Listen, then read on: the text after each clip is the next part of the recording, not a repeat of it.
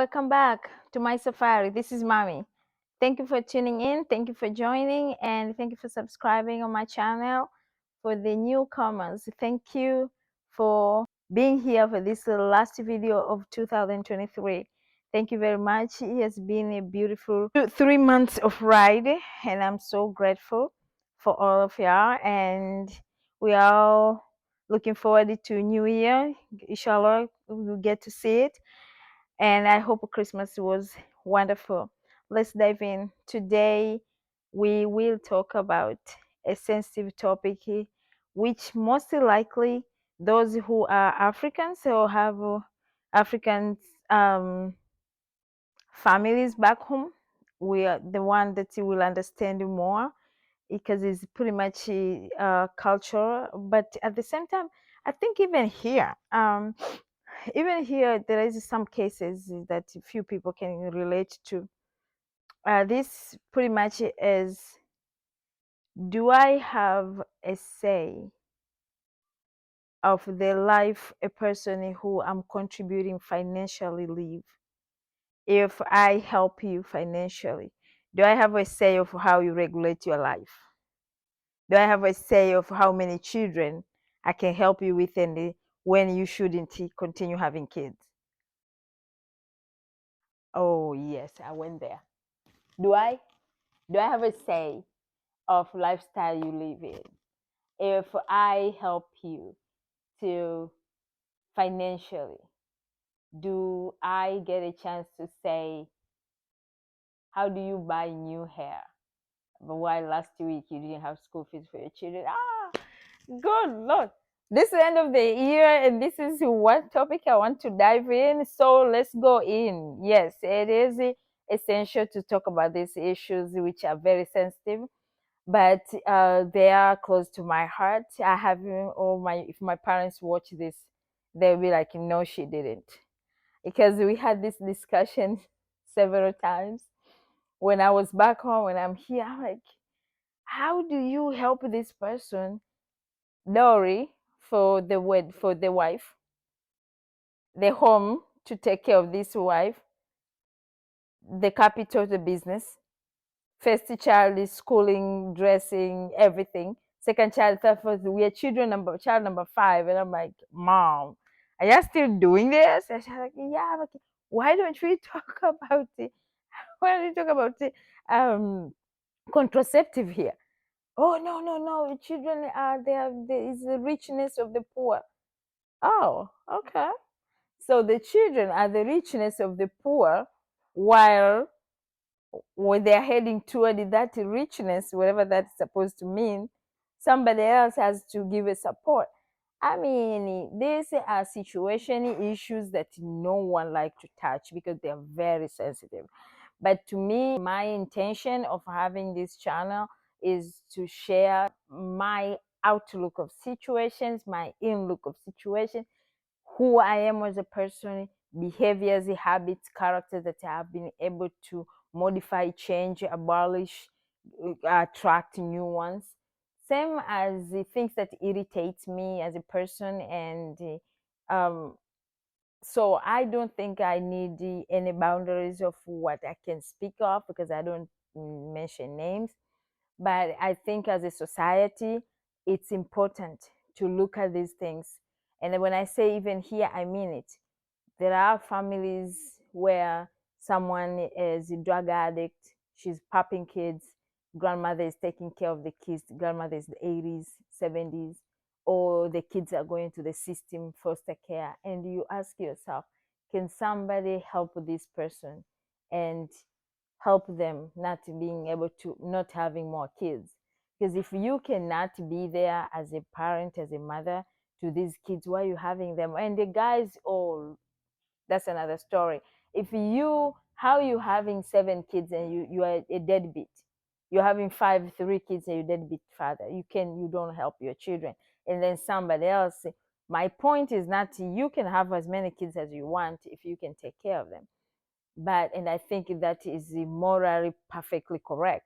Have kids, you take care of your kids, that's your kids. I mean, who doesn't like the beauty of having them? But the issue is when financially somebody else is obligated, That's where the question comes in. What makes you think this is a correct uh, choice? Children are beautiful, but children need care. Children can be traumatized by lacking care. Children can be completely messed up future if they don't get care. Care of love and support and finances. All this is needed. When you as a mother or a father, you don't know where the next meal is coming while you're pregnant with child number 7, and then everybody else has to know when you make a phone call that you need money for taking care of your pregnancy, taking care of the kids. Is that morally correct? Is that correct? It, as I said, you take care of them, that's yours. But if somebody else has to financially be obligated, then I think we need to have a discussion. To me, I think whoever is helping you has a say to say, let's go see your gynecologist and nip tie things that and take a break until you are able to finance these kids. That's number one. Number two, if I help you with your kids, am I not deserving of seeing how these kids are doing in school? I think I do. I believe that when these kids are passing, failing, whatever, as a parent, it's your obligation to let me know, hey, Clara, who you're paying school fees for, has this, they just did the exams and these are results. I don't have to ask. Think I need to see, because when I see, I can be able to say, so I'm paying their full school fees and you fail to motivate them to study harder and make a B or A, they have D's. So I can be able to come to you as a parent and say, watch, this is not acceptable, because these are things where I work, where people work, there are points that you're supposed to deliver so that you can be paid. There are some people they even work for commission. That means if they do not make a certain amount of money, then they can't be paid. So if the person who is paying you has the obligation from where they're getting paid so they can be able to help you, why aren't you supposed to have obligations? I just don't get it. I mean, is it a very simple accountability that we all supposed to have? If someone is helping me with my kid, that person will know even the quiz. Hey, the child did the English quiz and got she got 90 or 95, and I promise you next time they'll get 100. Hey, John did the exam and he got 60, 40, and I don't know exactly how that happened, but I promise you I am going to be responsible enough to make sure next time it doesn't happen. I think that is just open, because even when kids go to school, to college, they get scholarship, they are gonna be watch that. If they drop their grades to below C, they cut the scholarship.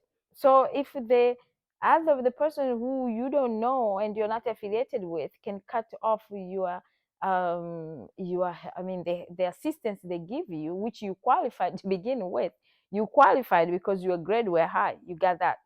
And then they are monitoring your grade. When their grade drop, they cancel their help, their assistance. It's the same thing as me. If I'm helping my niece, my nephew, or I'm helping my cousin, I have a say. I can say I'm cutting off, and myself I've done. If my cousin watches this, she knows who she is. I cut off because she was not responsible to bring me the results, or at least to tell me how the child is doing and whatever. I was like, okay, I'm not going to come on the phone and beg you for that. You ask me to do this, I ask you to do this, we agree. My expectations were completely announced, and your obligations were known. I took mine and I deliver. You have to deliver yours. If you can't, I gotta cut off the funds. Simple as that.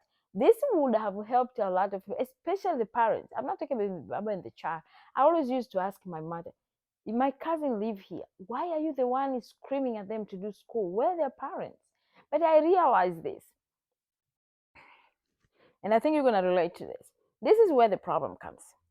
When our parents travel, they go home to visit their parents. When they get there, they find, let's say, their brother or sister having a child who is whatever. He's doing good, he doesn't do good, but he's in a grade that they can help.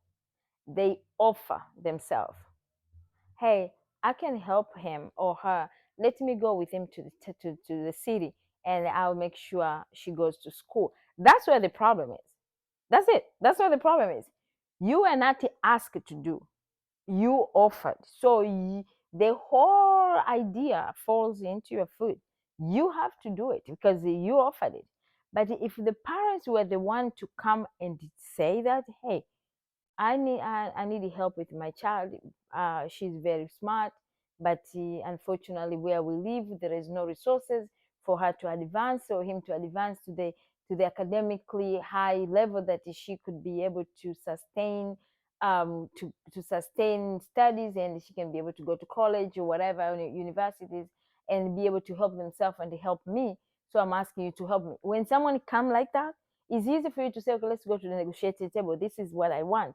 I want this child to have A's. She comes to sit in my house, to live in my house. You have to talk to your child to know that they need to do homework, they need to do this, and you need to check in with me every week to see how your child is doing, and maybe come visit every month to come and see how your child behave. You have to parent your kid, even though she lives with me. Or if I take her to boarding school, you still obligated to make sure this child is delivering what I need her to deliver, so that you still a parent to this kid. You're not just going to get somebody else to take the full responsibility on that child. I think that would make it for us who we are far. If I'm helping your kid, you have a child, I send you just the money. I believe you have obligation. You have 100% obligation to let me know how accountable that the child is. And the child is a child. Even if it was mine, I am supposed to be behind that child to make sure they do what they're supposed to do. So you as a parent is the one who is gonna cost your child's future, because you're not doing your side. You are end. And again, I think the person who is helping you, whoever that person is, can ask you not to have more kids. Yes, I believe they can. They should, and I don't see why not, because you are having kids who, unfortunately, you are not capable of delivering what they need to grow.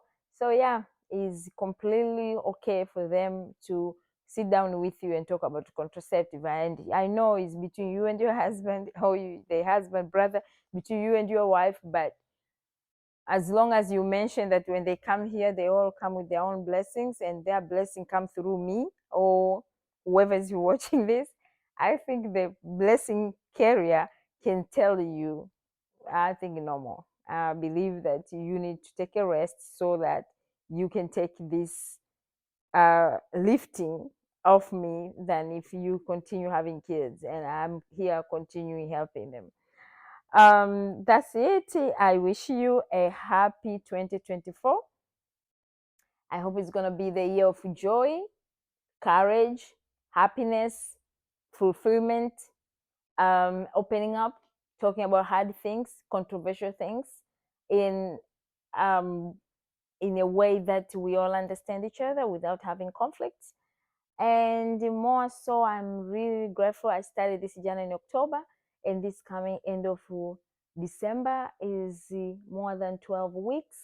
What a blessing. What a blessing to be here, and what a blessing to be able to post every week. I think I missed the only 1 week because of we have family issues, but seriously, I'm so grateful. I'm grateful, and I'll see you next year. It's gonna get interesting, and I'm going to work hard to grow so that we can grow together. And I'll continue sharing my journey. Until next time, ciao. Happy New Year to you.